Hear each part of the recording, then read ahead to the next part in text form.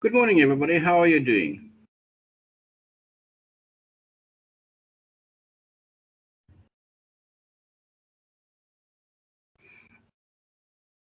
Morning, all students. Can you get an indication? Everybody hear me? Sound good? Yes, I can hear you loud and clear.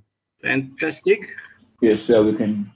You've got good quality there, Lawrence, on your or Matthew on your sound. I can hear you very clearly. It's almost if you're sitting in class. Okay. Welcome to all the students. Believe it or not, yes, it's Friday again. Time flies when you have a short week. That's absolutely amazing. But I do feel more tired after 3 days of work than I normally am after 5. And it's not that that I've crammed work in, that I additional work in. It's just, yeah, I just don't understand it. But anyway, it's weekend. The plans for this morning session is to firstly complete chapter 4, and as soon as I've completed the entire chapter 4, in addition to the session that's being recorded, I will also do a recording on the entire chapter and upload it as an additional resource for you, because of the technicalities that or technical issues that we've experienced on our session yesterday. I will take a break after, or we will take a break after we've completed chapter 4, and then we'll start with chapter 5. There's a certain section in chapter 5 that I want to get to before we take a break or for the weekend. But I'm very sure and I'm confident that we'll be able to still finish a bit earlier, closer to the time that we take our first break in between chapter 4 and 5 later this morning. I will be able to indicate to you how much earlier we'll be able to finish, so you can all go and enjoy a weekend. I want to give you feedback on the following issues that we addressed yesterday. Firstly, those students who are using edition 5, I got feedback from our librarian directly from Oxford Press. And according to Oxford Press, the major differences between edition 5 and edition 6 is that the case studies are slightly different and have been updated, but the context itself is the same. And then let me just get to my textbook, chapter 16, I think, is about the sustainable marketing. Chapter 16 lies outside the scope of this particular module, and that was the other chapter that was modified according to Oxford Press.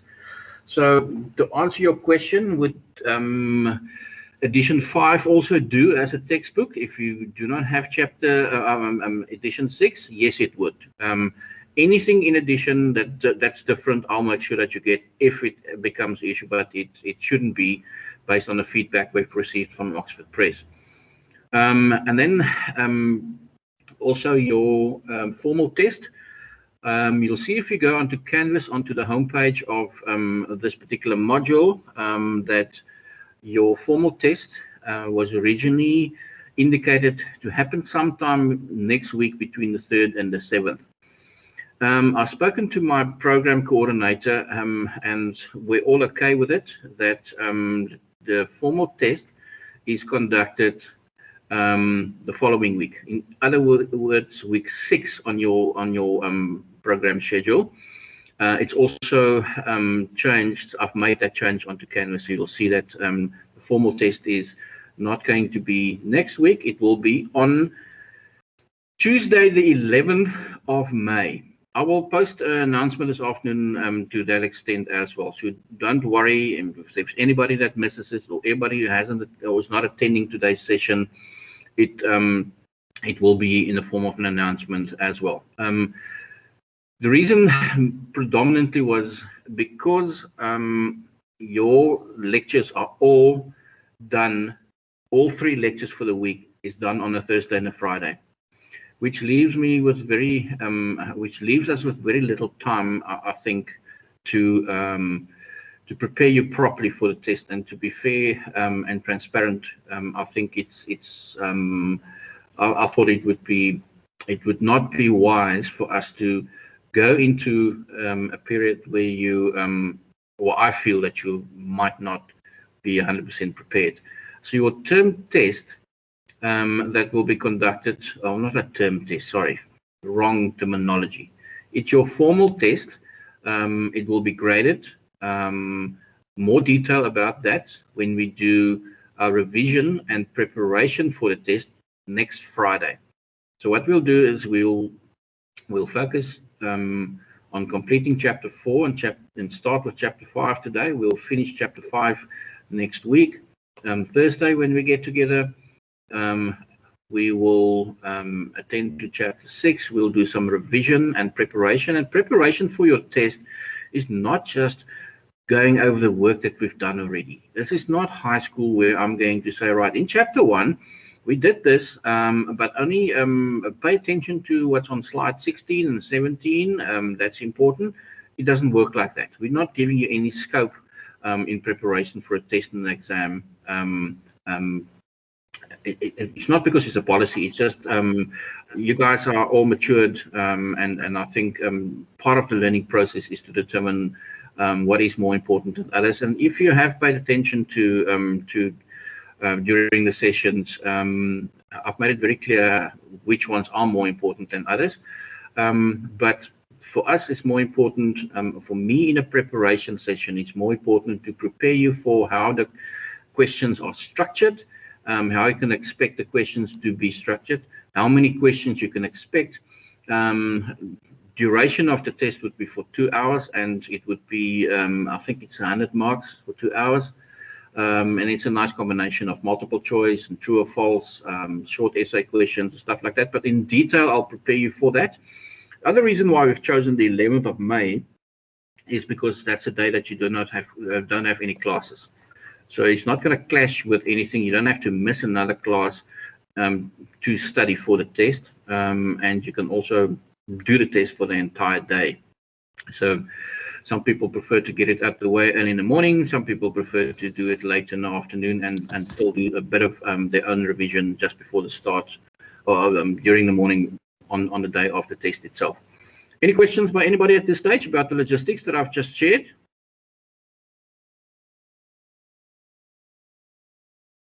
You all good? Sorry, sir. Yes. When did you say the test is going to be then? The formal test? Tuesday the 11th, Nilan. 11th.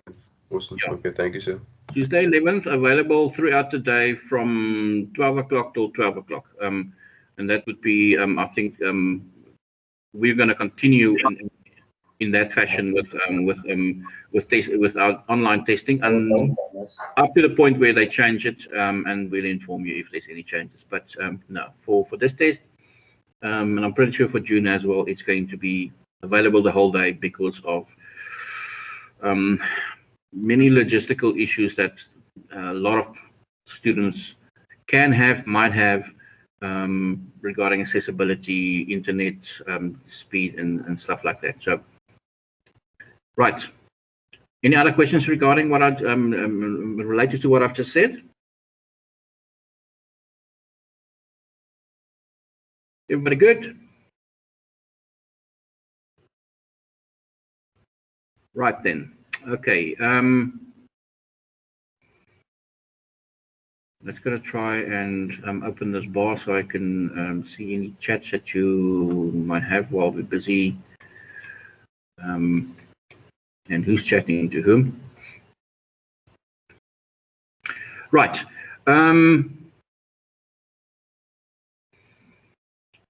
There are a few.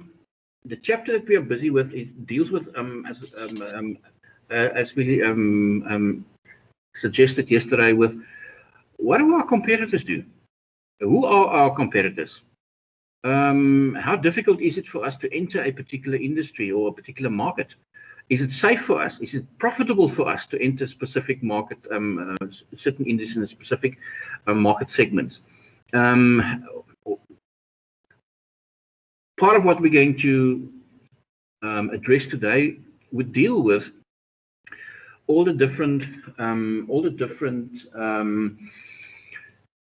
structures and challenges that will be considered or should be considered by a business when they are deciding to enter a particular market.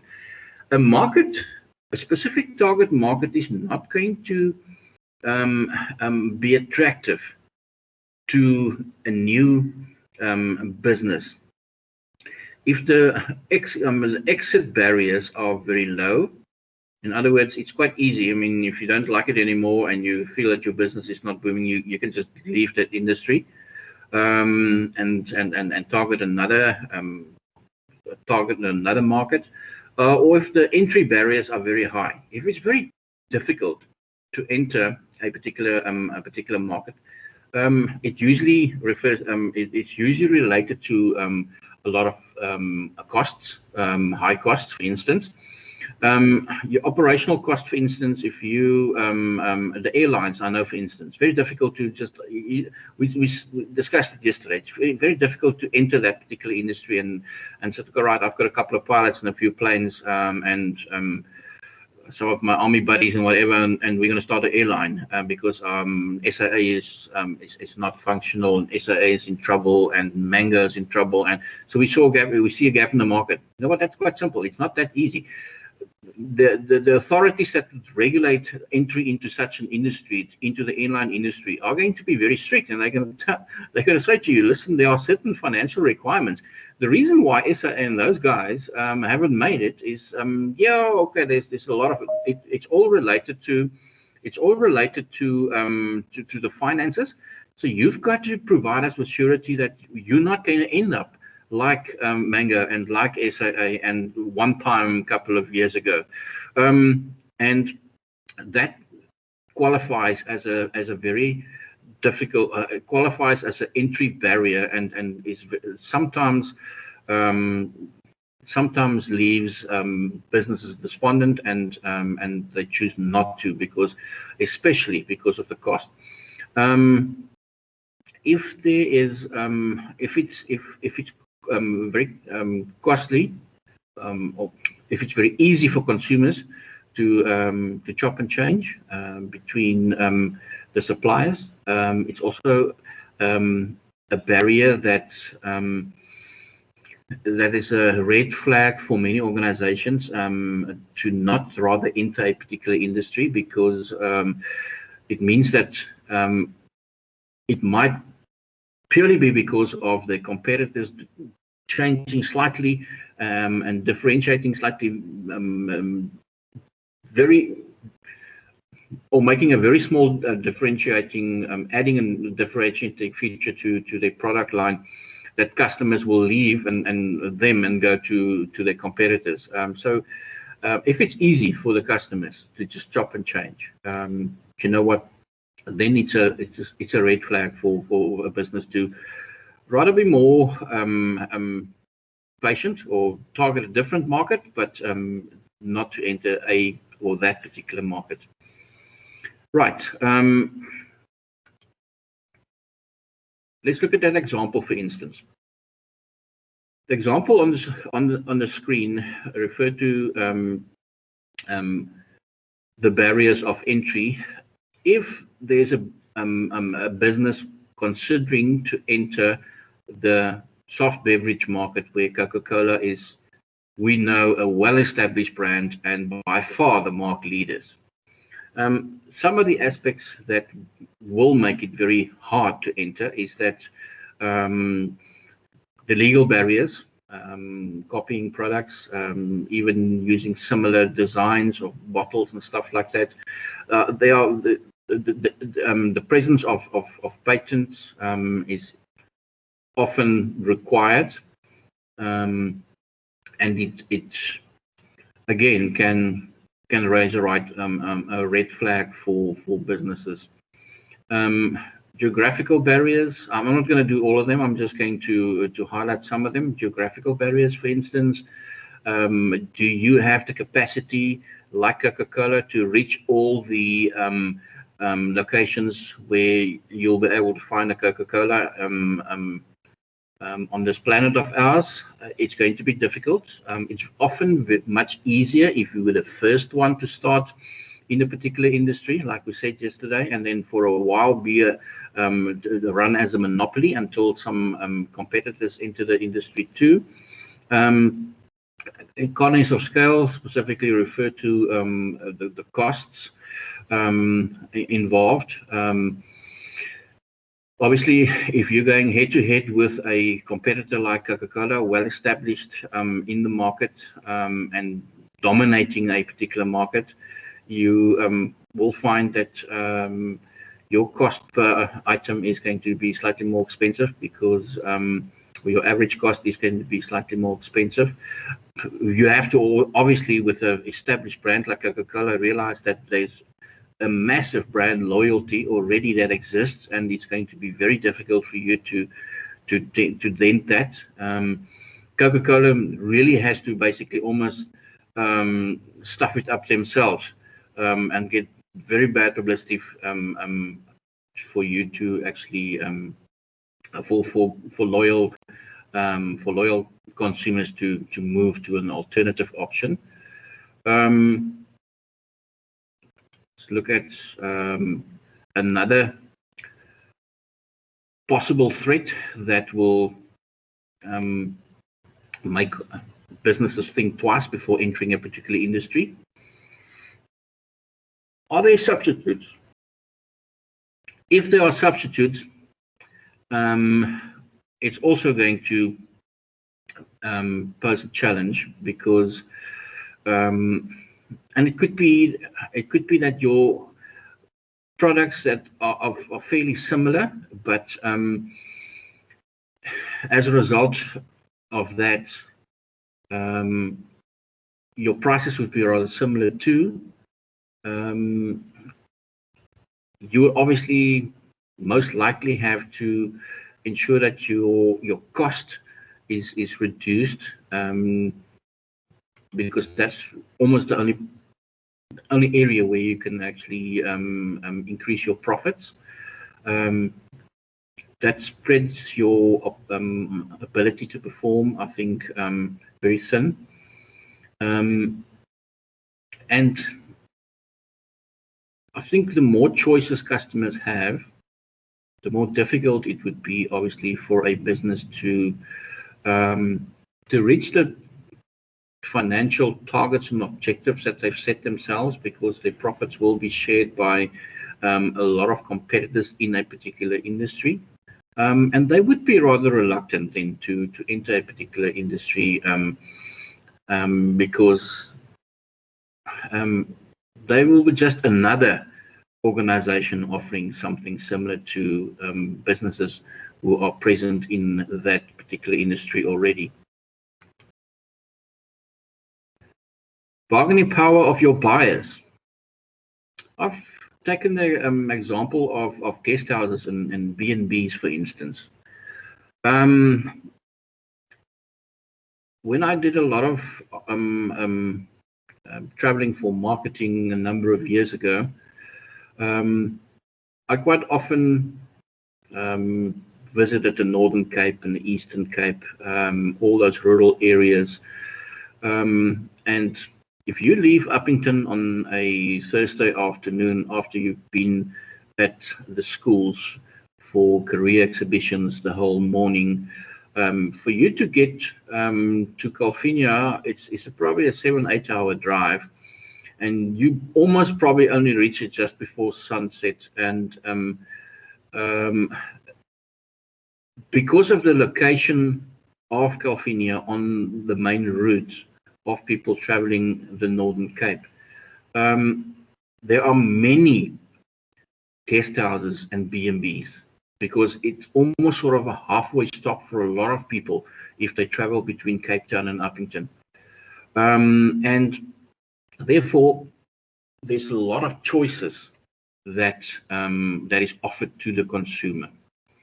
Now, if there are many choices available to the consumer will say, listen, well, I'm going to be very specific in what I need from my guest house or from my B&B. internet accessibility. There's an ensuite, and there's no communal bathrooms and stuff like that, and bar fridges, and they compare. And if they compare, they will easily switch if they're not happy. I've seen it happen where people have made a reservation in advance. They got there, it wasn't exactly what they expected. They just left. They left and said, "Listen, keep the deposit. I'm going somewhere else." People do that, and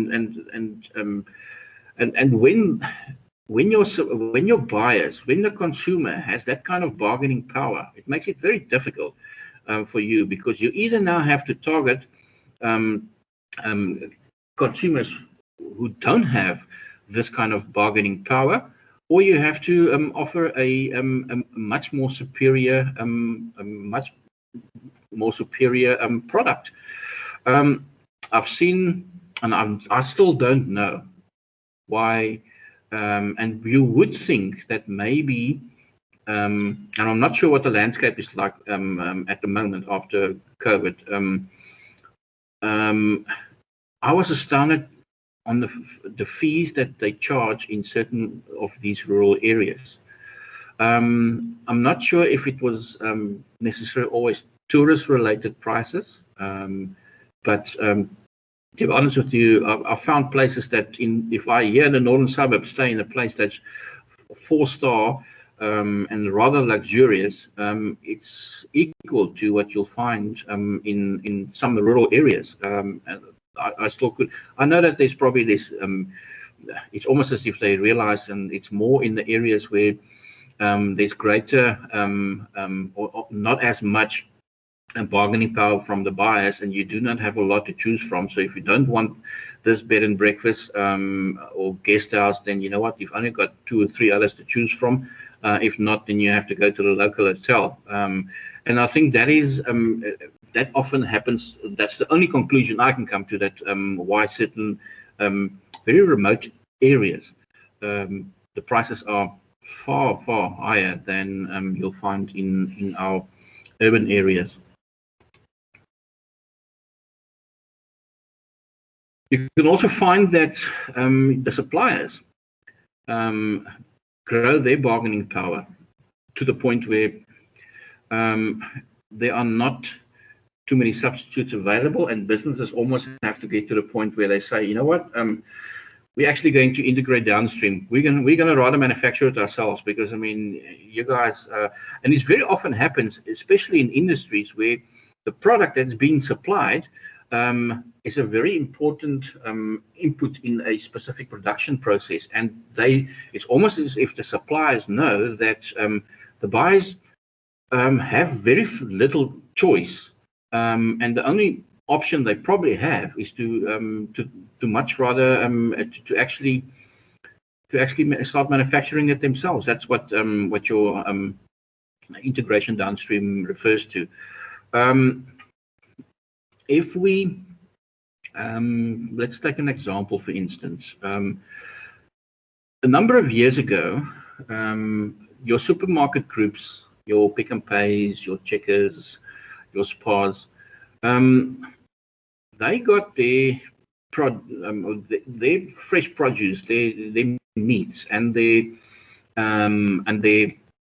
breads and vegetables, and those kind of things were delivered to them by the supplier directly. And it was only up to a point, and I think that's where the supplier's bargaining power became very, very strong, because they realized that these retail shops are very reliant on the service that they offer, where these big companies decided, then you know what, then we'll get our own distribution trucks. And you'll find that they actually opened warehouses, so they the suppliers don't deliver to the individual retail shops anymore.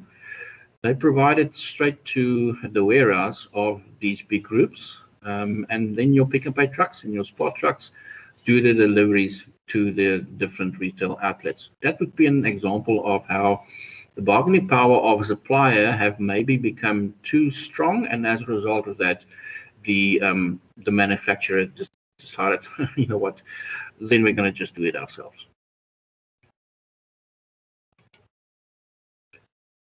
But if there is already in a particular industry a lot of competition, you know what? Most businesses would be rather reluctant to then also throw their line into that particular pond. They would much rather go fish elsewhere. They would much rather than just make a slight change in what they're offering, or probably add a feature or whatever and target a complete different market. Let's look at an example, for instance. If you're a manufacturer of documentary films, you've got a number of choices that you can sell it to. If SABC says, you know what, it's not really our scene, you know what, you've got Mnet, you've got ETV, Netflix. The choices are more, and therefore your customers will just go elsewhere. So there's very strong and healthy competition. And therefore, very often you'll find that the competitors in a particular industry seize the opportunities, and they take the opportunity. They might not immediately make profit from it, but they would much rather grow with it and start making a profit later than have one of their competitors offer it. And especially when you're in the entertainment industry, if we continue with the example of SABC and DSTV and Netflix, it becomes an exclusivity, because they know that if it's only available on certain channels and through certain platforms, that people who want to see that, no, there are no alternative. They have to watch it on Netflix, or they have to have a decoder, because it's only going to be screened on Mnet or DSTV. I think that happened a number of years ago, right at the beginning, at the start, when subscription television became a thing in South Africa, especially with live sport. That was through the monopoly that SABC had during the 70s and the 80s. It was always there. SABC was screening the game on Saturday and nobody had a problem. Now all of a sudden they are competitors. And obviously, the one offers the supplier more than the other, and then all of a sudden certain games are not available on SABC anymore. And people realize, Mnet and these pay TV channels realize that, or businesses realize that that's an opportunity that could take. And I think recently South African football, soccer, South Africa had similar issues about games that need to be, or that they wanted to televise, but they weren't prepared to pay the fee that SABC were charging. They were expecting it to be a bit less because they've always been used to less. And that's where the competition comes in, because obviously somebody else is offering more. And if you're in business, you're going to go to the guy who's going to give you more in your pocket, because that will directly impact on your profit.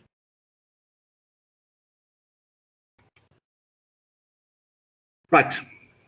When we look at our competitors, there are two distinct groups that we have to obviously analyze. That will be, like we have just said on the previous slide, your current competitors. Who's already in the market? What are they doing? That's usually a good indication of what you will have to do as a minimum if you want to be competitive in a market. And then who your potential competitors might be. Who else is also thinking of maybe entering the same market as you? Now, go to the next one. If you look at analyzing your current opposition, for instance, some of the components and factors that we have to consider are the following. In your textbooks, you'll find it on page 149, or from page 149 onwards, I think 4 pages. The size and the growth and your profitability is directly related to your business's strategy. What you want to achieve as a business, how big you want to be, how much you want to grow, how much profit you want to make, all part of your strategy and your objectives is going to impact on the competitiveness of that particular industry. Coca-Cola, for instance, for many years, they were only interested in selling carbonated drinks, and all of a sudden now they are also adding energy drinks and bottled water, for instance. We know that, I think most of you know that, what is that, pump, for instance, very popular shape, bottled water. I prefer that as well, because I like the, it's very functional. Powerade company is also owned by the Coca-Cola company. So they've entered new markets. Of Minute Maid, also a company owned by Coca-Cola, PTY. So they've entered different markets, and therefore, like we said at the beginning about the entry barriers, it becomes very difficult for you to enter a market where a business with such a regularly refined strategy of where they want to go and how big they want to be in the market is present, and therefore makes it very difficult for you to obviously to enter as well. It becomes costly, and they much rather avoid it. The image and the positioning strategy. I know that that is how Mr. Price, when they entered the market, positioned themselves. Remember, there's already a particular image in the mind of the consumer regarding a particular product, and through repetition, when it comes to your marketing campaign, the brand becomes a well-recognized brand. If you then support that brand, and you find that it is actually value for money, then you'll support Mr. Price, because what they have delivered lives up to what they have promised. But it's very difficult for you to enter industry if there's already a business or businesses with recognizable and strongly positioned brands and images.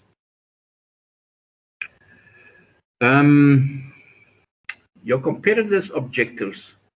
It's important to also consider your competitors' objectives, because if a business places, if it's important for a business to, let me rather think of an example. Woolworths, as a competitor to your other well-known retailers like Pick n Pay and Spar and Checkers, for instance, and ShopRite. Woolies will have always had the strategy of rather targeting the top end of the market, the higher to middle income groups, with the products and the prices that they were offering. And then all of a sudden they sort of changed that strategy, and they became direct competitors to Pick n Pay and to Checkers and ShopRite and those other groups, because they were offering their products, they were offering similar products. Very often people went to Pick n Pay because those products weren't available at Woolies. Woolies just added that to their range of products that they were offering. They were offering it maybe at, well, if it's a generic product that you will find at Pick n Pay, then you have to price it according to what Pick n Pay and the other competitors price it as well. But you're not going to run around between shops. You don't have the time, and I think at the end of the day you'll end up probably saving very little, if anything, if you shop certain items at a certain shop and then you go to another one because that one is cheaper than the other one.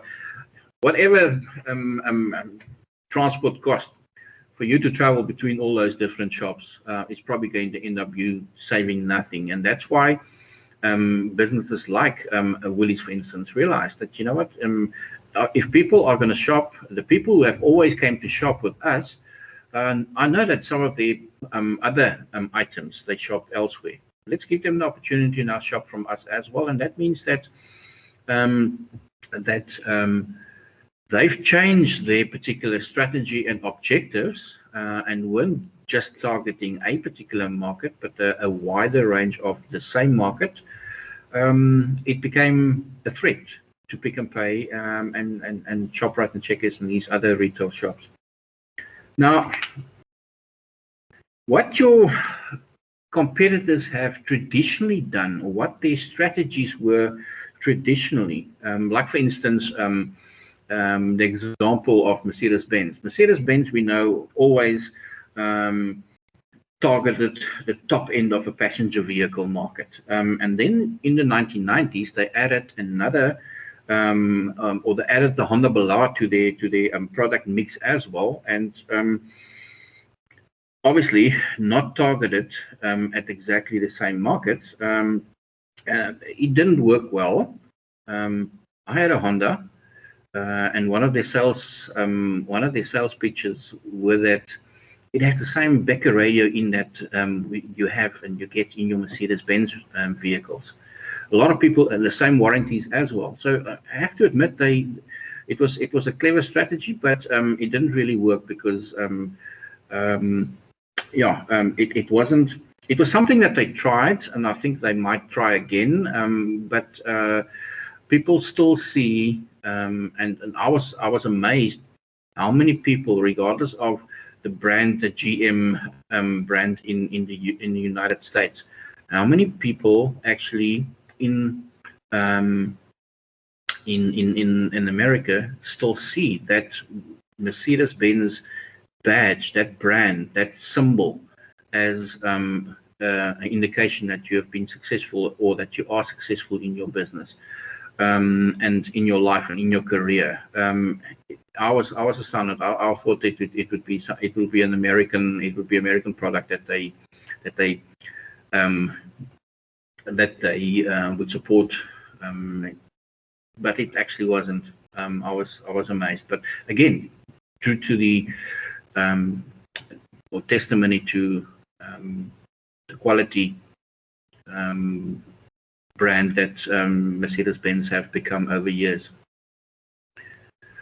If we look at the culture of our competitors, if you go to Nando's, everybody in the market, everybody who's in the same industry as of fast foods, KFC and McDonald's and Burger King and all these people, they know from Nando's you can almost expect anything.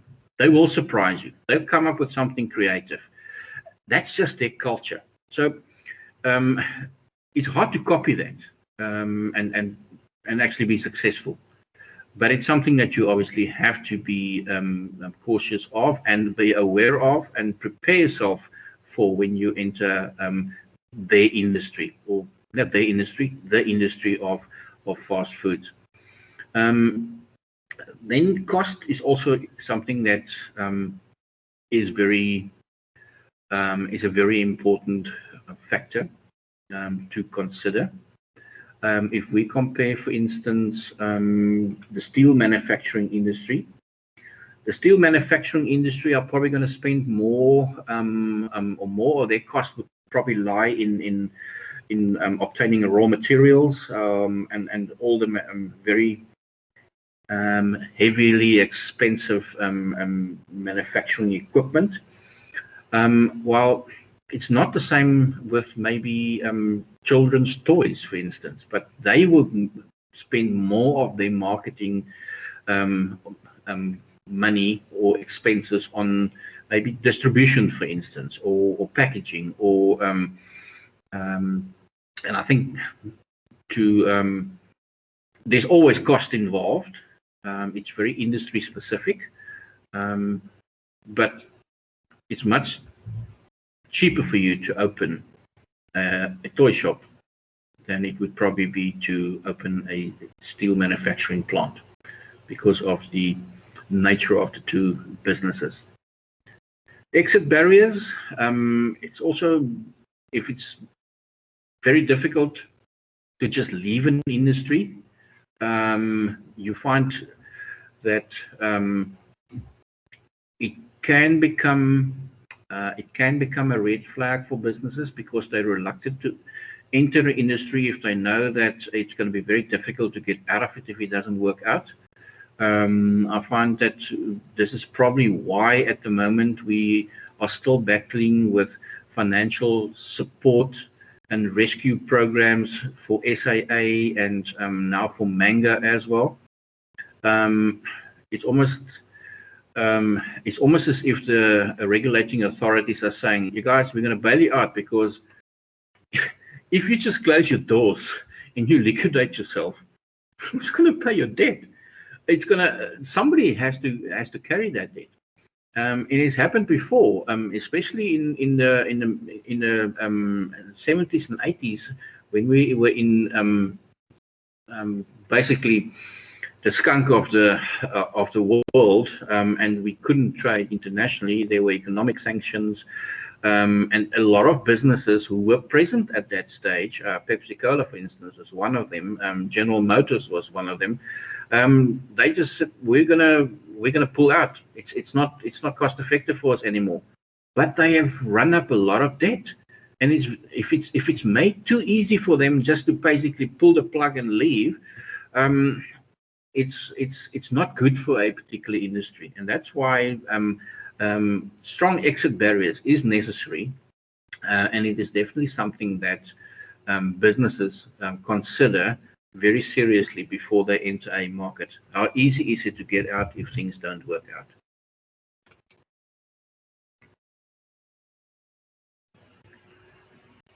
Right.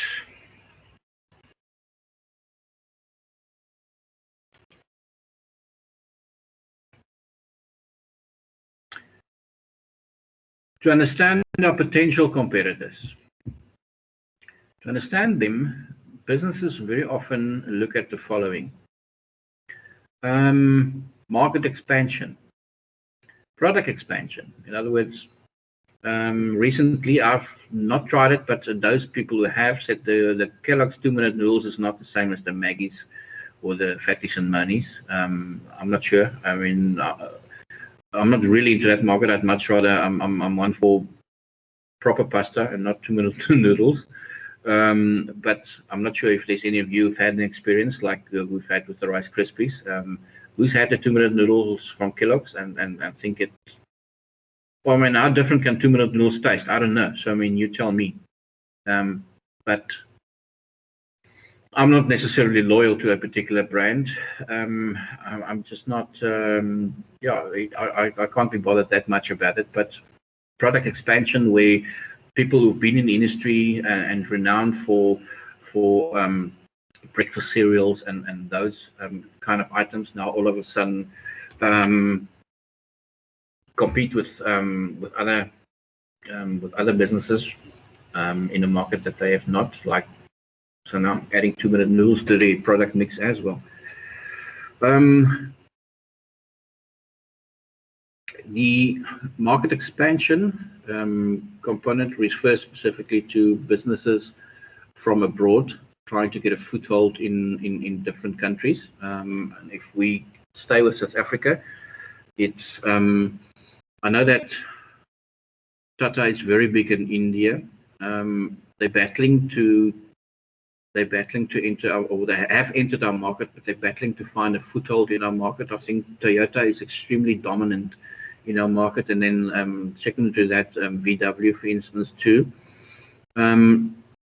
So it's not always that easy to establish a business in a different country. And it's not just about the cost. You would think that because of the exchange rate that other countries would consider South Africa as a destination to open new businesses because of, as I said, because of the exchange rate, it's going to be easier. But then, and I read an article last night, then another factor comes into play, and that is the fact that South Africa, out of 190 countries that has been surveyed, South Africa is number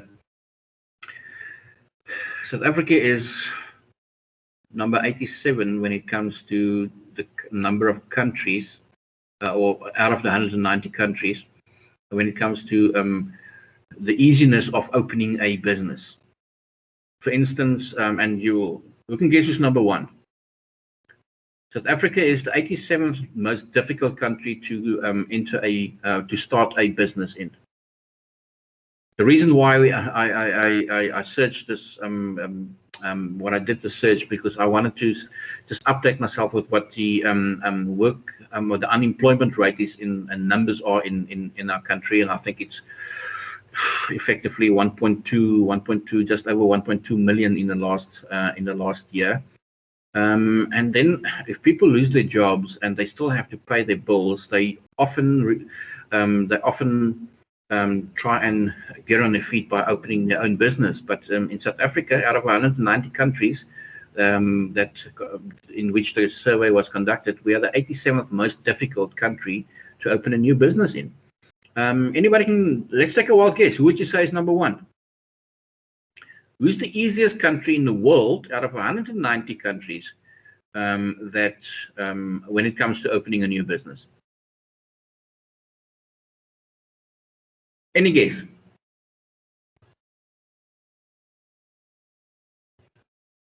I was surprised with with the result as well. Can anybody indicate to me? Well, you have any idea? Take a wild guess. So I think perhaps one of the larger countries like China or India or something might be very difficult to open a business in. We're talking about which is the easiest one to open a business in. Yes, you're quite right. India and those are very difficult. Yes, and it's not just about the cost. It's I think there are a lot of cultural issues too. But which country out of the 190 countries would be the easiest, or came out in the survey as the easiest country to open a new business? You want to open your own business? Googled. Excuse me? Does it count if you Googled? Oh, geez, I can't remember. I'll share with you next time, because I can't remember now. It says New Zealand. New Zealand is the easiest one. Yes, yes. New Zealand, believe it or not, is the easiest one. The hardest one to beat on a rugby field, but the easiest one to open a business in. Interesting fact for the day. In South Africa, for instance, and why did we come up number 87? One of the things with the processes to open a business. It takes you, the process of starting a new business and getting a new business registered in South Africa can take up to 40 days. It doesn't have to be 40, but it can take up to 40 days. The reason why New Zealand is number one, it takes you 1 day to register a business in New Zealand. Well, there's a lot of things and a lot of aspects that we can obviously take into consideration, and that concludes to that answer. You can look at the size of the population and stuff like that, but I think it's more for me, it's more sort of a it's more an attitude or an approach towards yeah. If you think you can make it, yeah, we're not going to stand in your way. I believe that at the end of the day, if it's easier to open a business in a particular country, it's not necessarily going to, and that's probably why a lot of people say, oh, yeah, but if it's easy, then the whole world will go there and open businesses there. There are still the similar entry barriers and challenges and threats that we've identified, because there's always a competitiveness in all industries. If it's easy, it doesn't mean there's a catch somewhere. It just means that it's easy to start. It's not easy to necessarily maintain that and then to grow and become profitable. The whole process of starting out is just there's a great feeling of supportiveness to say, guys, we encourage you to open it. It's great. And if it works out, fantastic, because then there's another company that's registered that has to pay taxes to the government. So the government gets more income, more people are employed, and it's a win-win. So you have to embrace an attitude like that and a supportive approach like that, and make sure that your strategies that allow business to function is not restrictive or too restrictive. It doesn't mean that there's got to be a complete laissez-faire approach, because that's also not good. But once it becomes too restrictive and too expensive, then it's not very encouraging for people to start a business. I found it reasonably easy a number of years ago. I've got when it was still possible for us to just buy off-the-shelf closed corporations and then change the name and register your business. You could find the forms in any shop, in any stationery shop. You just go in and say, listen, I want to establish a business. Which forms do I need? Or do you have the following forms in stock? They all carried it. And now most of it is done online. It's much easier. I have to admit, the whole process is become much more streamlined. But it's just interesting. But it's not that easy to start a business in our country. Right. To finish the chapter, and then we'll take a break, we have to determine what our key success factors are. What makes our business? What's those? It's that characteristic or characteristics that makes us significantly different than our competitors. And they have listed in the book the steps to take, quite simply, and you can read through it again. I'm not going to give an example, or I'm not going to give you an expect of you in a test or an exam to conduct such an assessment like we're going to do now quickly, but just to explain it to you, and for the sake of it, you'll find that those steps are on page 154 and 155 with an example. I think the example they've used in the textbook is for it looks like what type of business? The example they've used. Let me see. It looks like a financial business or industry. Anyway, the steps that we take is obviously we identify the key success factors. What do you believe in a particular industry are the essential components that will make that is necessary to be successful in that particular industry? You will rate it. You will give a certain grading to it.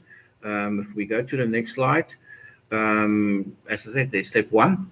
Why are competitors successful? What motivates customers to choose the one and not the other? Which purchases in a particular production process or supply chain create the highest added value? Each industry is different. If you want to conduct a research like this, you will decide on which elements you want or which elements you want to include in an assessment like this. Those are just some of the examples. You will then rate them. Let's say, for instance, the one in the textbook, for instance. Let's go to the one that we have on our screen on ourselves in our slides. Right. That's one over there. Now, there's key success factors, and this is no particular industry in mind.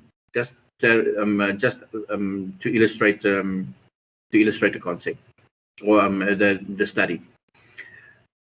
The key success factors that you've identified, number one is innovativeness, number two is financial strength, and product quality. Those are the three ones that you have identified, just for the sake of the example.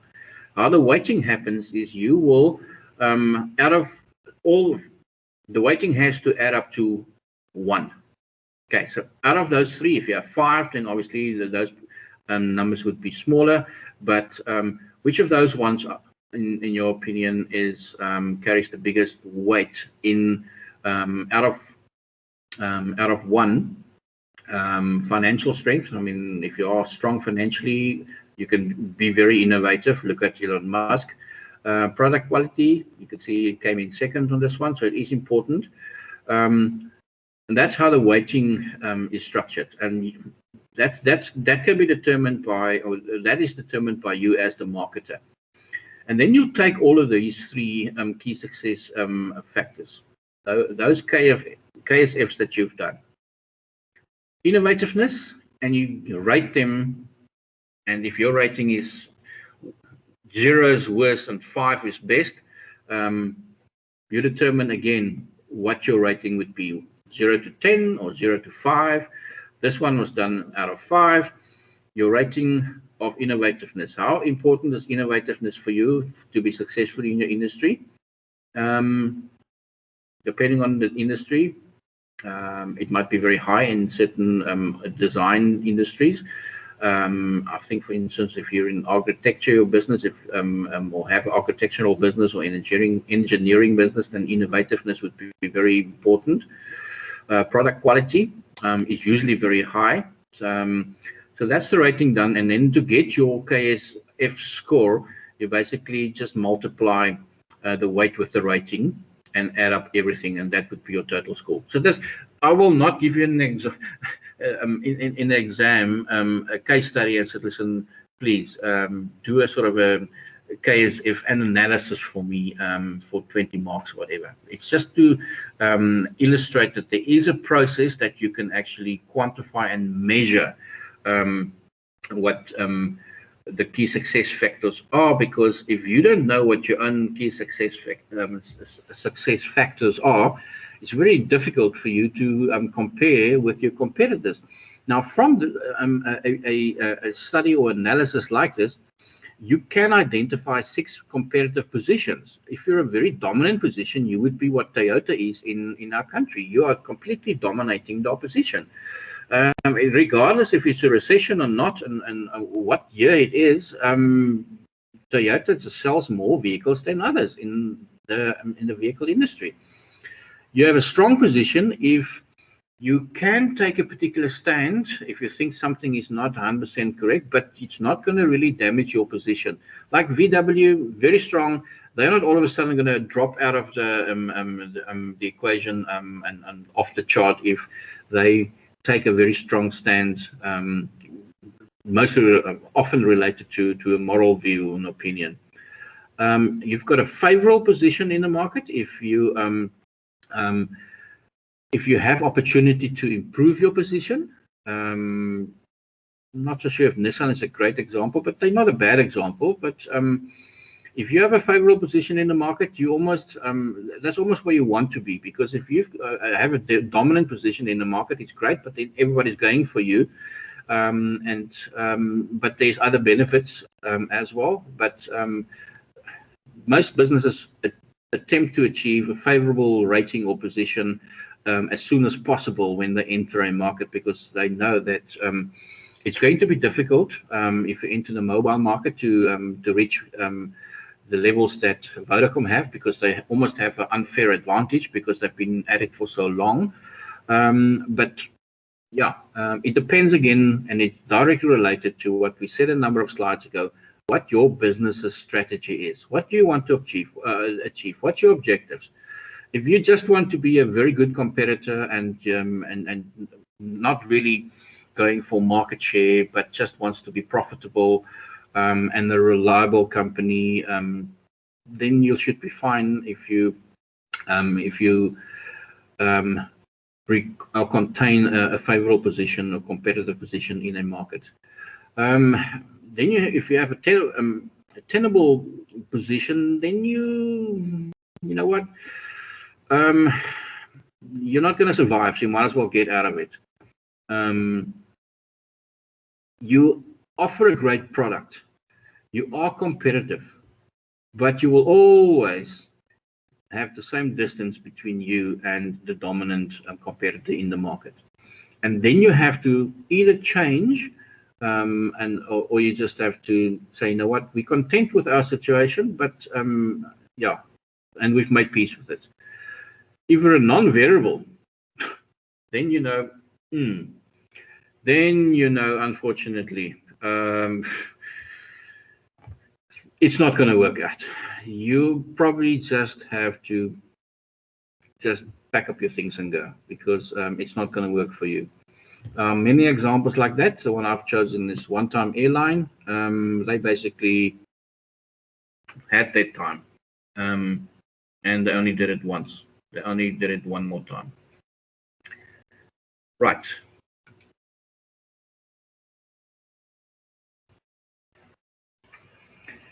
You can read through that as well. That this particular section of the chapter is an interesting chapter because of the case studies that is used.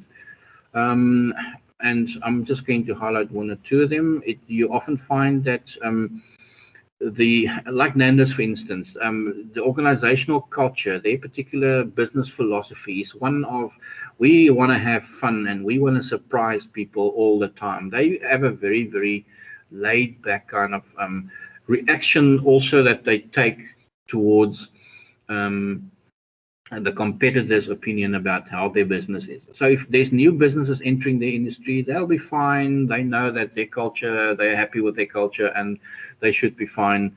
They've got a good support base. So not necessarily going to change their business philosophy, as opposed to your tiger, like a competitor, who will immediately act and act very swiftly and very strongly if competitors want to enter a particular industry and they're not necessarily always following the same rules. They're very protective of their business and of their industry. I just wanted to highlight some of those, and I think you can read in your textbooks the reactions, and just to illustrate the different actions that competitors take and can take. The Sony PlayStation versus Nintendo examples that they have used in the textbook, because we all know that that's a rather competitive industry, to say the least. Right. Competitors in a particular industry then also have a few choices. They can attack their competitors, or they can avoid it, depending on what your nature and philosophy of your business is. Attacking the weak competitors is obviously cheaper because you have a financial advantage. But what's the point? You're not really going to gain anything. I mean, it's a weak competitor. It's not really going to be challenging to you. It's and what do you gain if Grey College beats farm school with 100 points? What have they really gained? They've won the game and they've shown their superiority, but there's no real benefit in it for them, and they've actually probably not learned a lot from it.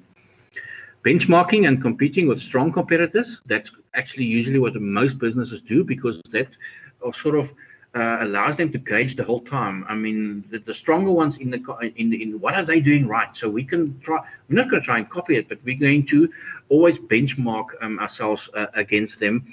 So it will give us the indication of if we have the capacity to also become a strong competitor in the industry. So they usually it's a very good approach to take. It's a less risky approach to take as well.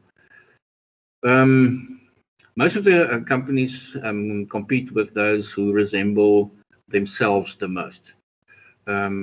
It's easy, it's comfortable, but it's not really going to give you any satisfaction to improve your competitive position in a particular industry or market.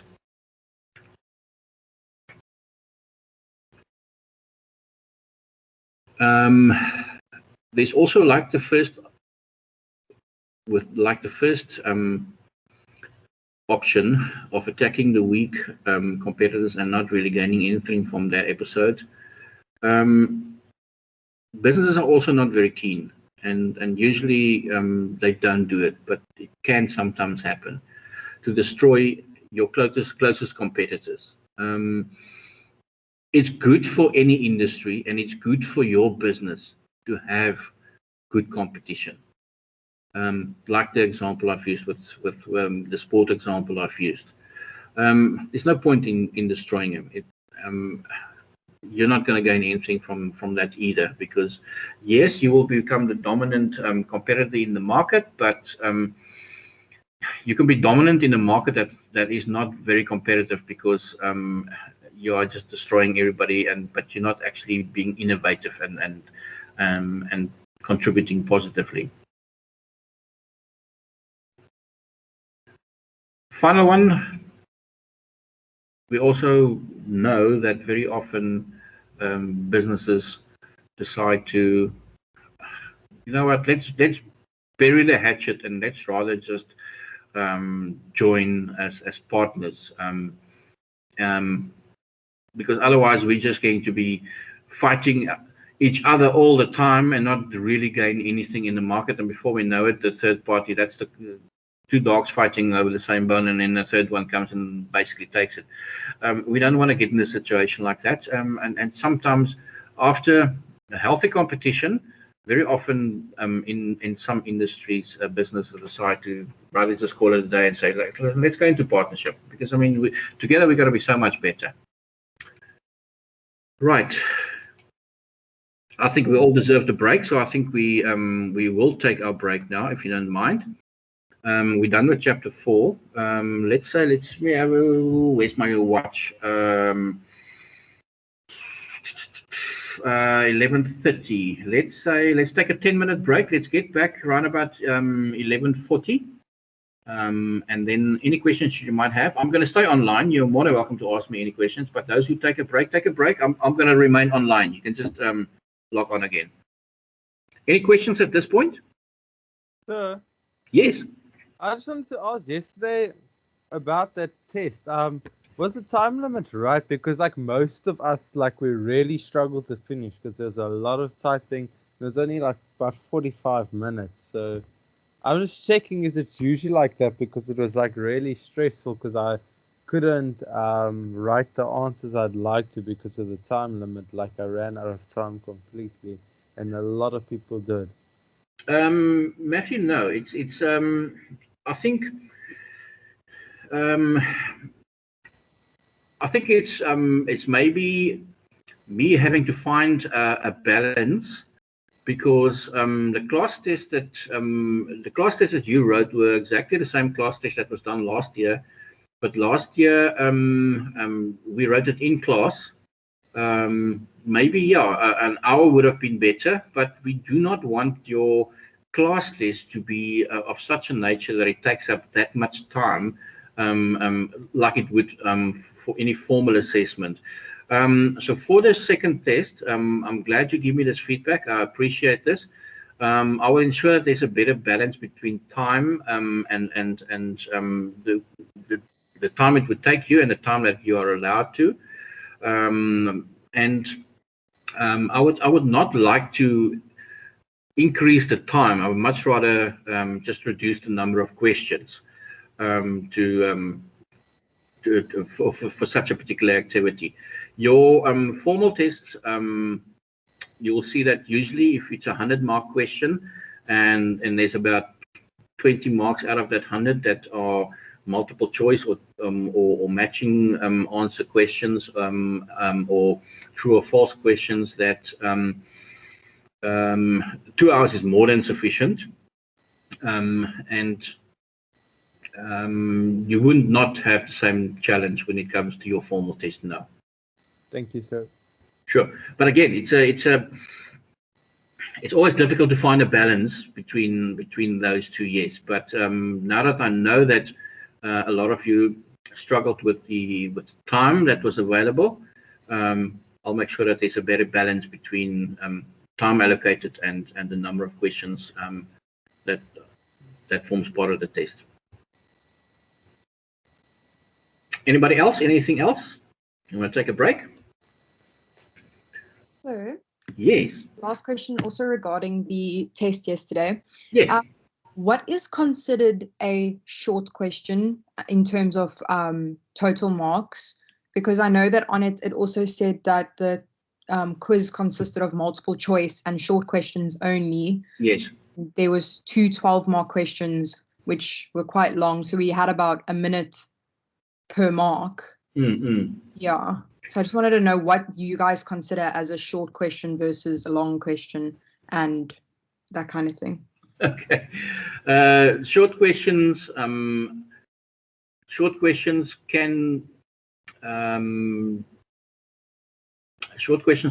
actually be a number of take on a number of formats. A short question, multiple choice, and true or false questions, basically in the same category. That's why they specifically are named accordingly to the nature of the question. You're going to read a sentence and you're going to decide if it's true or false. You're going to read a question and we're going to give you 5 options and you pick one. That usually should take you anything from 30 seconds to 45 seconds. It's almost a maximum a minute question if you read through it more than once, or if you're unsure about the options that you're given, or what the correct answer is. Shorter questions could be anything that's a 2 to I would say 2 to 12, 15-mark question. If it's a 15-mark question, for instance, it would be 5 times 2 or 5 times 3. That the categorization that you have from your drop-down options quantifies that as an essay question. Essay question refers to you have to type in the answer yourself. That's a short essay question, if I can put it that way. Your longer essay questions, where, for instance, I provide you a case study where you have to read half a page of information, like a comprehension test at school, for instance, and then I ask you 5 or 6 different questions. It could be a 2-mark question, a 5-mark question, and maybe even a 15-mark question, where I ask you identify the 5 steps in the consumer decision-making process. Apply that to, or explain to me what each of those steps are for another mark, and then for a 3rd mark, for instance, apply to the case study that we've provided. So that would probably take you 20 minutes to complete something like that. But then obviously the total mark of all those questions related to that case study would be probably 20% or 30% of your paper, for that matter. So an essay question can also thirdly be a question where I say, right, I want you to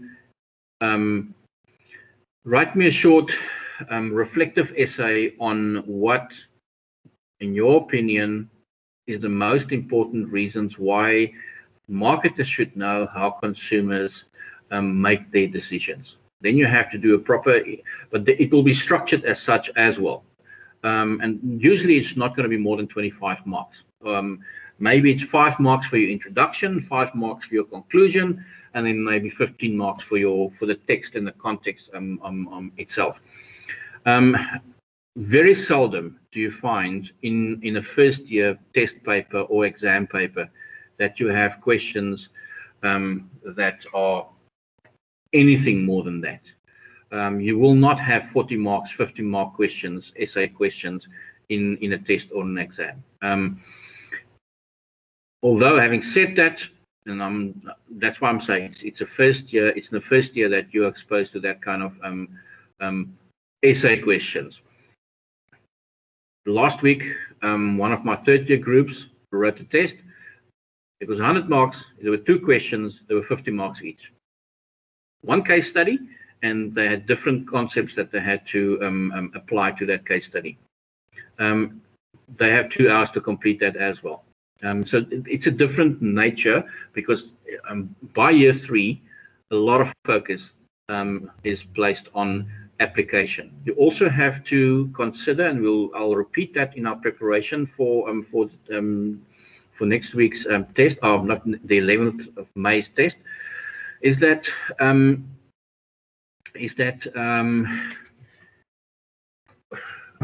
we had to, and we're still in the process of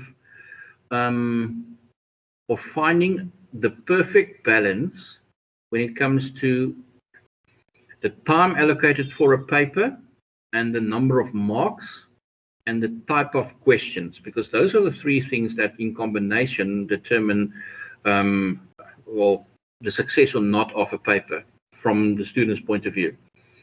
Because where we traditionally had a lot of questions where your knowledge were tested, in other words, your ability to remember what you have studied were tested. I would say about 40% of a paper out of 100 would consist of that.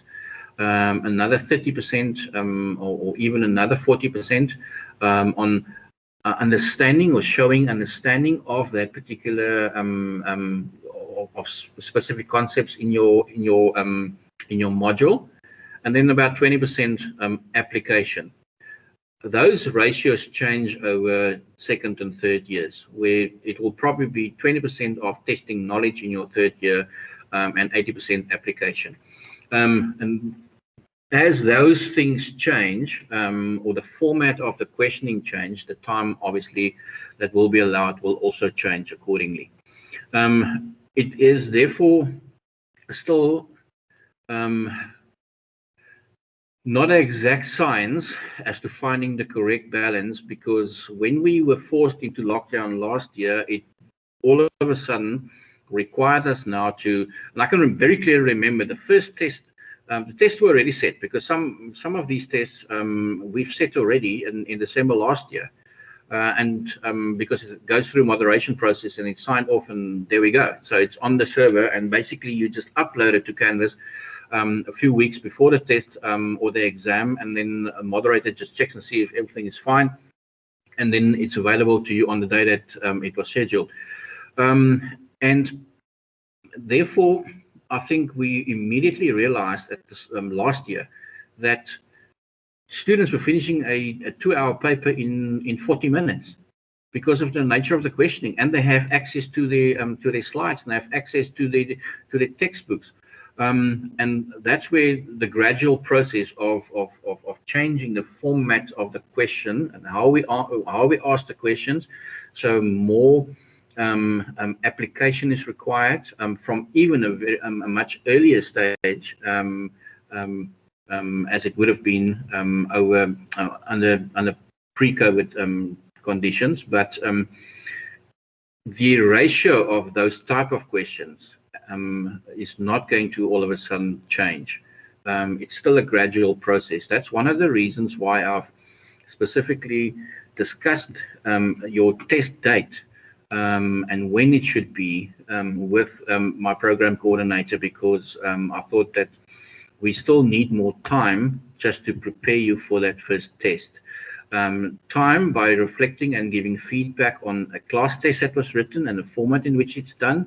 Now I know that timing is an issue, so what I will then do before the test is to ask somebody to complete that test for me. I will go through it myself and I will actually do the quiz myself and see how much time does it take me to do it. It's not about what your level of knowledge is, it's about how quickly you type as well and how quickly you read. A lot of people don't have English as a first language, not even as a second language in many cases. So that will be my trial process. Now that I know the feedback that you have given me. But no, we a short question is not a question that necessarily is more than 12 or 15 marks, and if it is, it will be subsections to it. It would not be one question of 15 marks only. Explain this to me for 15 marks. You won't get that's not a short question. That's an essay question, but you won't get any of those in any test of exams that I've set for this module for this year.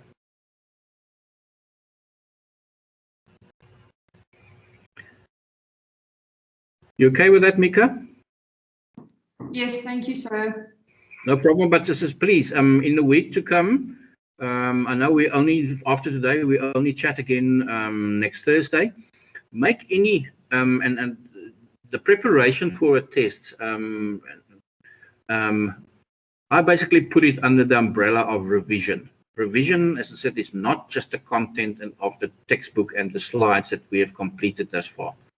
It's complete preparation for you to be very familiar or more familiar with what to expect in a test and an exam, from layout to the way in which questions are structured and answered. Remember, this was the first go.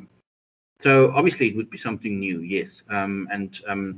Yeah, as I said right at the start in the first session, we're in this together, and I value all the feedback I've received, and definitely that has prompted me to just double check and see, especially when it comes to timing or time allowed for a test, that is on par for the 11th of May.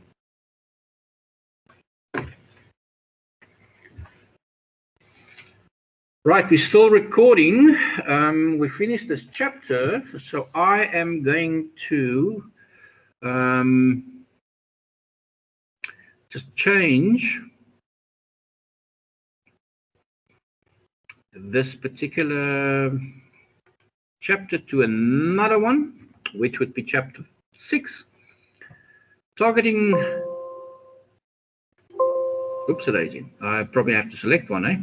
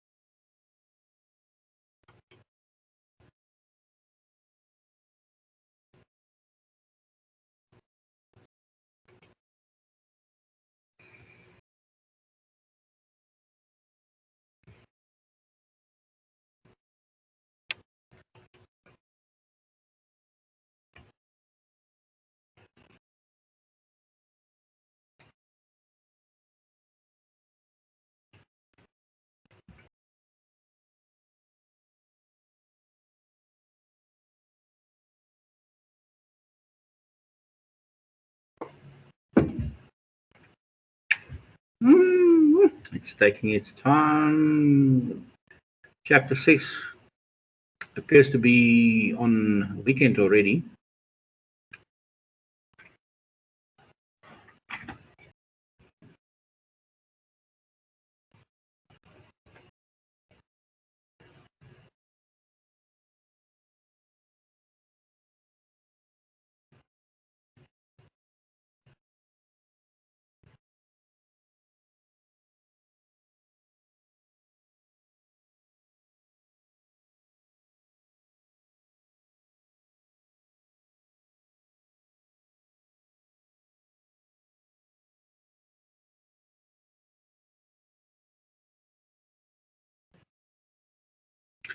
Welcome back, everybody. Those who decided to return for the last couple of minutes. We remain online, and we've recorded questions that were asked by students and the feedback that was given. So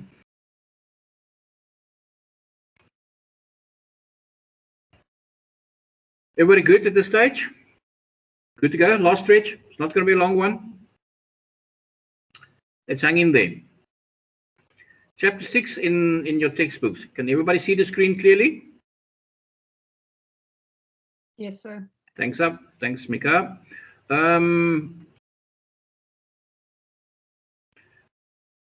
have to differentiate between 3 things in this chapter. What is segmentation? What is market segmentation? What is target marketing? And what is positioning? We'll get to each of those individually, but the one that you usually start with, and for obvious reasons, is that of market segmentation. To be able to know what market segmentation, the process of market segmentation requires, we have to find out firstly define firstly what we see as a market. Our market basically is all the people or all the organizations who have similar needs and wants, and who has the ability to buy a product or service and is willing to buy a product or service. In other words, you, the consumer, you have needs, you have wants, but we also have identified last week that there are businesses doing business with each other. That's the B2B. And the needs and wants that we as marketers are attempting to satisfy can only be done if the customer wants that need to be satisfied and has the ability, mostly referring to your financial ability, to be able to buy that product or obtain that service that they want to satisfy the need. Now, a market segment is where you take the entire market, all the potential customers. I almost want to say everybody that breathes in a particular country or region, and you divide them into subsections, more manageable chunks. You try and group people together who have similar characteristics, because if they have, they will probably have similar needs and wants, and then we can then target specifically a group that we know is going to be a captive audience, because they have same needs and wants. Their characteristics are the same. They are going to behave, and their buying patterns and behavior patterns are pretty much going to be the same as well, because they have the same needs. Okay, so that would be a market segment. For instance, you can, well, no, let me get ahead of myself, because we'll deal with the different bases of segmentation later on. And then market segmentation, obviously, is the whole process of dividing the market into smaller, relatively similar, identifiable groups that we can target to satisfy their needs. Right. Why is it important that we understand what market segmentation is? Let me get Sheldon back on track as well. It's important to understand that,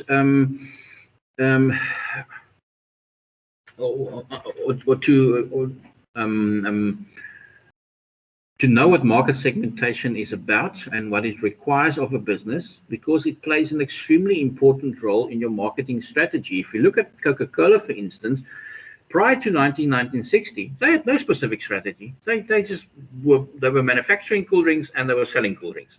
They weren't targeting any particular group, but since then they have modified it, and they, because other competitors also entered the market, and those additional competitors to the market have resulted in them having to strategize to specifically counter or come up with a product that could counter that competitor or lose that section of the market completely. And that's why they entered into the soft drinks market, as well as the mineral water market, or energy drinks market. And all those brands that you see images on the screen of, Fruitopia is their company also offering fruit drinks that were, or that is owned by the Coca-Cola Pty company. So is Minute Maid, and so is Bon Aqua, for instance, and Powerade. All of them, they are the Coca-Cola company products. So Coke is not just the red can and the dark carbonated beverage that we find inside. It also helps you to define customers' needs and wants. If you place them together in a specific segment, if they're going to have similar needs and of similar characteristics as individual consumers, they will probably have the same needs, and therefore you can specifically focus all your efforts on satisfying those needs. And we know that if you are not spread very thin, but you're focusing and concentrating on something specific, that you are better motivated and better equipped to produce a better quality of service to that customer, which is often a differentiating factor between businesses. it clearly allows you to allocate your sources better, because you know now who to target. It makes it easier. The marketing or the process for our marketers is slightly easier, because we have a sort of a profile of the client that we want, or the potential customer, or the customer that we want to target or need to target. We know when they shop. We know through what platforms they prefer to receive their information. And because we can form that profile, it makes us more efficient in allocating our scarce resources more effectively.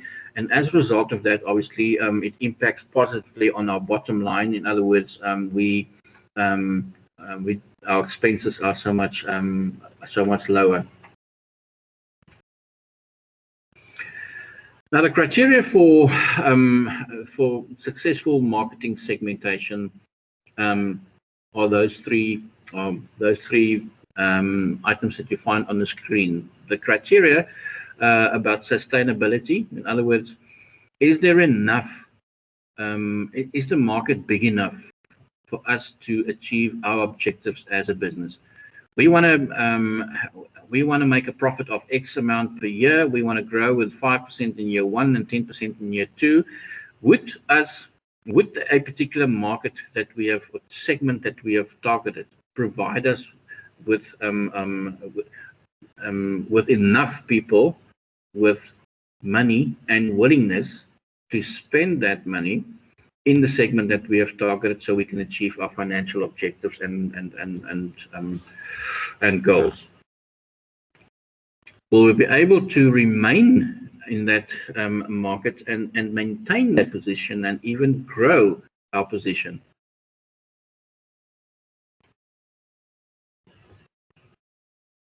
Size of the market, for instance. It's quite easy to identify the particular segment and to measure the behavior of that particular segment that we have chosen. We know that data is what makes almost the world function at the moment. The lack of data equally can put your position of the business in jeopardy. It's also not just about the data and the amount of data and the but it also is equally important on how you apply that data. Do you actually use it? Because and I spoke to somebody yesterday who had an issue at their company that has all the processes and systems in place. They're doing surveys every week amongst their staff, amongst their competitors, amongst their customers, but none of that information is used in any way to help them to improve what they are doing or to identify what they are doing wrong. They are just basically ticking the boxes and they're doing it. And then, you know what, then it becomes difficult. And then the whole process is futile, because if you've got to measure something, you have to know why you are measuring it. In other words, you want to evaluate what you have set as a goal against what actually happened to determine if you are achieving it, or if you are have to re-strategize to achieve it, or if you have to completely change your whole objectives because maybe it was set too high, maybe it was set too low. But it's no point if you don't know what you are measuring it against. What are you evaluating it against? What are those benchmarks? And that usually you'll find in your own business strategy, on your business mission, because that's where you've set your objectives and goals. Will I be able to communicate with my market? I can refer you back to a previous example that we've used about the LSM levels. The LSM levels and how you communicate with these LSM levels, which you'll be able to reach a certain market segment that you've targeted. through the medium that you are planning on doing it. We've said that LSM 1 level have no access to electricity, but more than 65% of them actually have radio, battery operated radios. That's a medium that you then obviously would focus on to reach and communicate with that target market.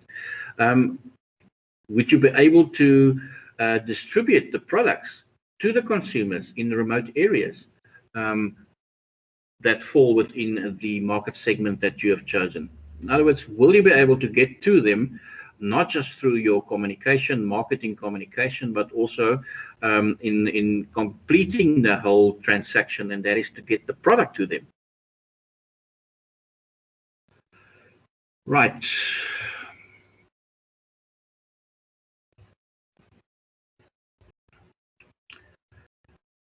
Do our groups or the segments that we have broken the big market into, is there big enough difference between the different segments?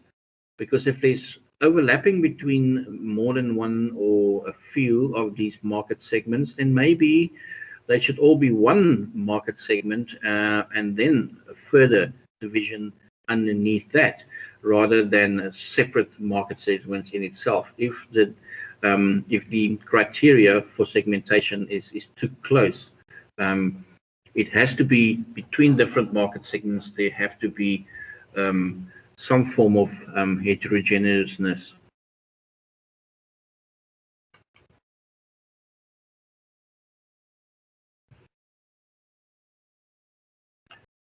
It's been a long stretch. I'm going to just quickly identify the 4 most used, most popular basis of segmentation or methods that is used to form a base to segment different consumer markets.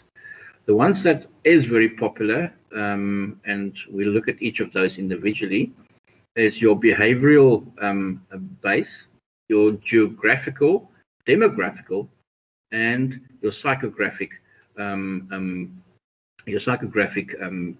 marketing segmentation base. How are they different?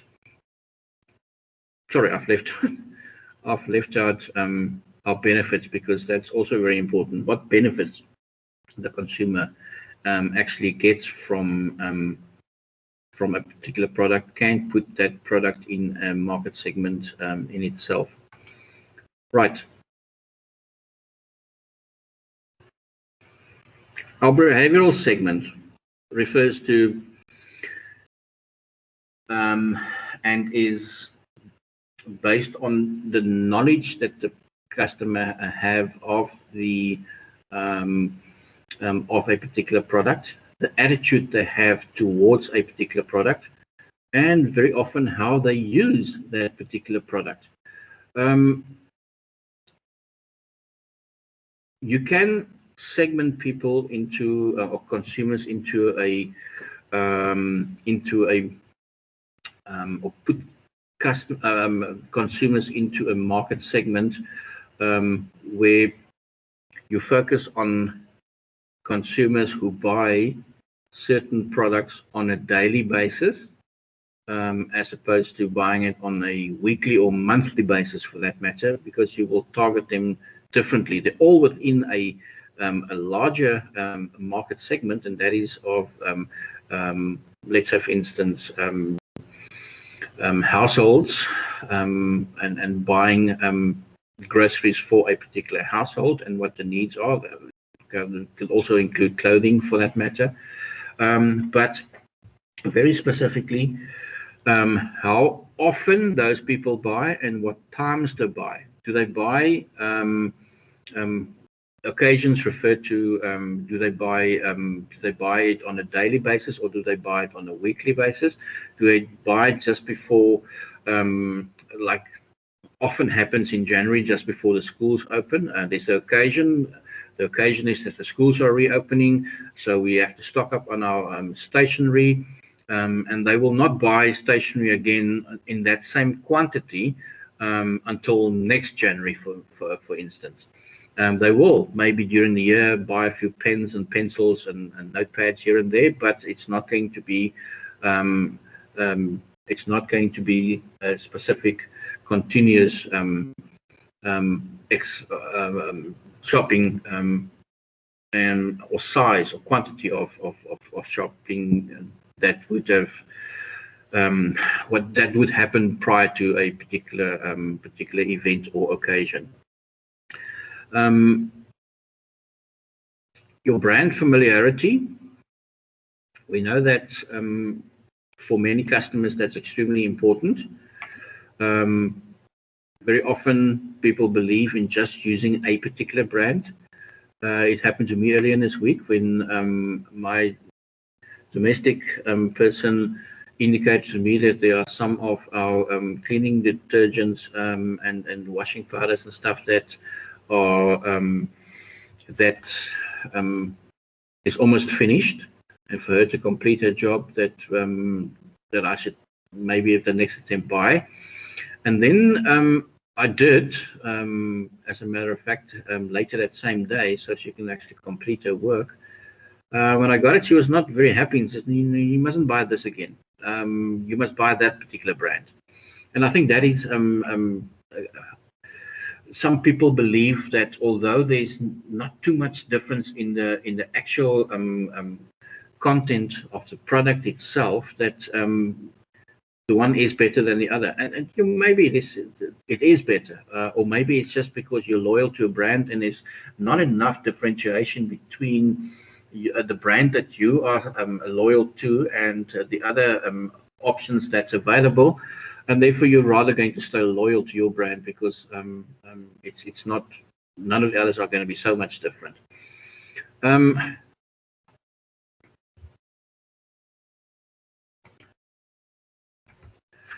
Geographical segmentation referred to specifically where you find yourself. It's what it says. I mean, you've got geography at school, had geography at school, some of you. So we understand what the subject is about. When you're doing geographical segmentation, you're specifically basing your segmentation on regions where people live or stay, the size of a particular market. Your urban market is closer to the big cities, is more densely populated, so the size of the market is so much bigger than it would be in a rural area, for instance, and in very much different climates.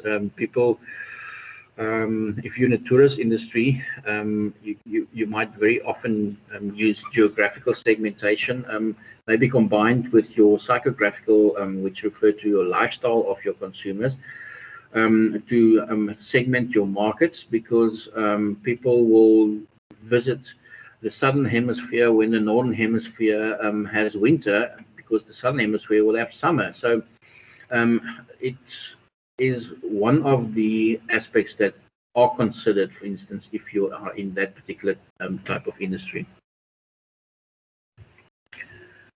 Right, let's finish one more, and that would be our demographic segmentation. Demographic segmentation specifically use criteria like your age, your generations, your genders, ethnicity, your family life cycle. Those are all components that are used to in combination or often separately to segment a market based on the demographics of the consumers in that market.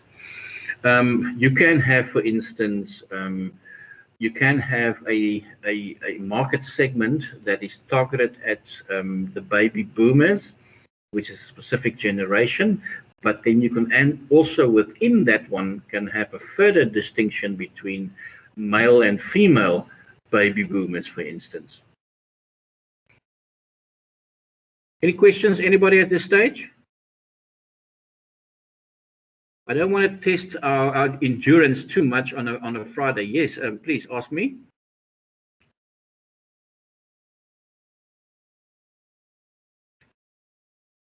What's your question?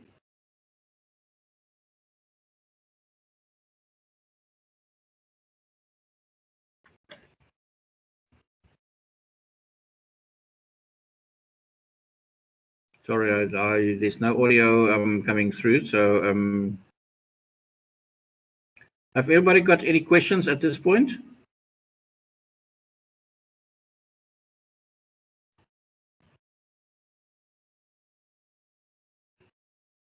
Anybody? Any questions? No questions?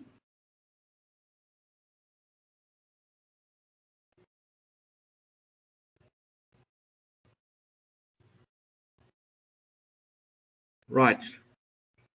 I think we've reached our limit.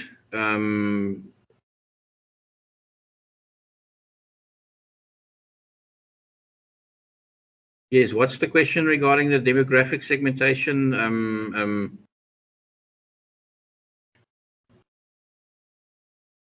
Magaliso, can you just unmute yourself and ask the question?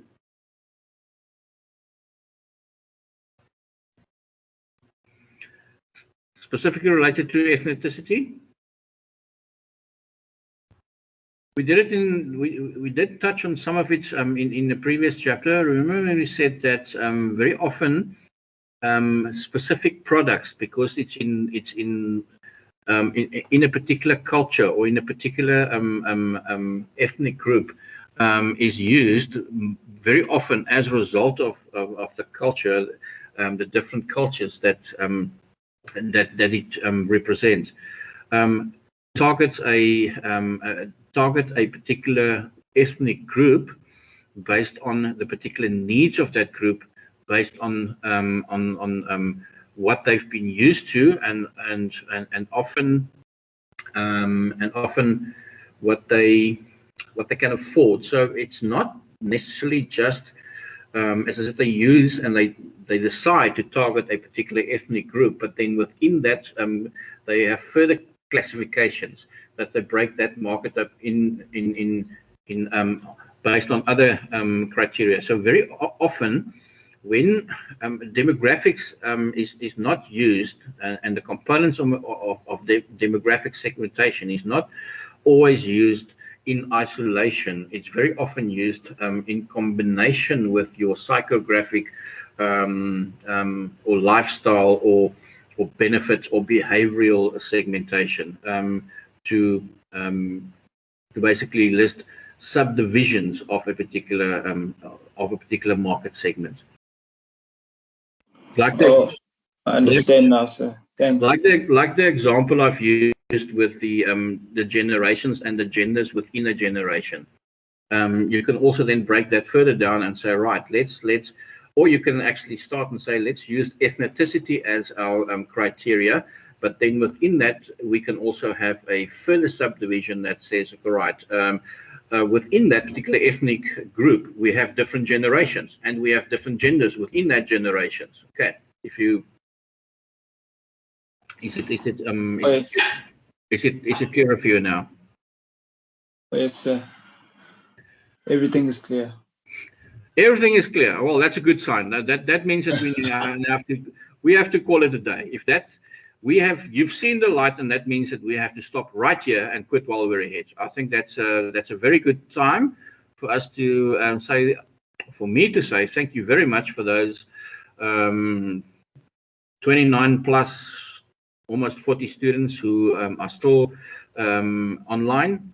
I will and have put aside some time tomorrow morning where I will just be uploading the recordings up to this point for the 4 weeks that we've completed onto your Canvas page, where under each week it will be under your additional resources. Those recordings will be loaded. Students, thank you very much. I think 10 past 12. Almost 12:15 on a Friday afternoon, and it's not because I'm a Capetonian, but I think we should just relax the pace slightly and get ourselves ready for the weekend. Whatever you're going to do this weekend, make sure that you take care of yourself, that you social distance, that you wash your hands, that you do enjoy yourself. And then recharge. That's one of the reasons why God rested on the seventh day. we all have to rest one day at least. So having said that, that's my intention. I am going to still work and still have appointments and one-on-one sessions with students for up till 3 o'clock this afternoon, but then I will also have some downtime. I am pretty sure that I don't have to encourage you to do that. If nobody have any questions specifically at this point, we'll chat again next Thursday. We'll continue with this chapter, and then we prepare ourselves for the test the following week. And in the meantime, I will just remind you of the test via announcement on Canvas. Everybody good with that? Everybody fine?